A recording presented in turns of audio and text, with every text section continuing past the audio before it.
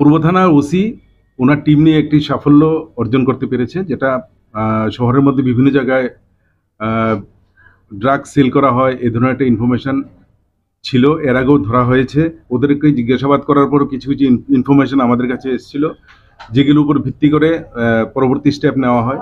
তো follow up action করতে গিয়ে টোটাল 8 জনকে অ্যারেস্ট করা হয়েছে শহরের বিভিন্ন জায়গা থেকে, এবং যাদের কাছ থেকে 4টি পাউচ এবং ক্যাশ টাকা এবং মোবাইল সবই পাওয়া গেছে।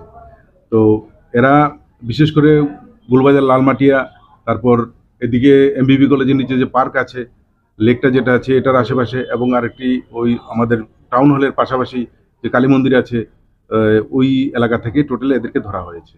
তো এদেরকে আজকে কোর্টে পাঠানো হবে। ওদের থ্রো ইন্টারোগেশন দরকার আছে, কারণ ওদের কাছ থেকে অন্যান্য যে লিঙ্কগুলি আছে, কোথা থেকে জিনিসগুলি মানে ড্রাগস কোথা থেকে আসছে, কারা সাপ্লাই দিচ্ছে, ওদেরকেও খুঁজে বার করতে হবে। তো পুলিশ রিমান্ড চেয়ে একটা প্রেয়ার দেওয়া হয়েছে। ওই পুলিশ রিমান্ডে আনার পর ওদেরকে থ্রো ইন্টারোগেশন করা হবে। কত টাকা যেগুলি ধরা হয়েছে এগুলি বাজার মূল্য নট লেস দেন 4 লাখ হবে। তারা এমনিতে কি করে যাদের আটক করে?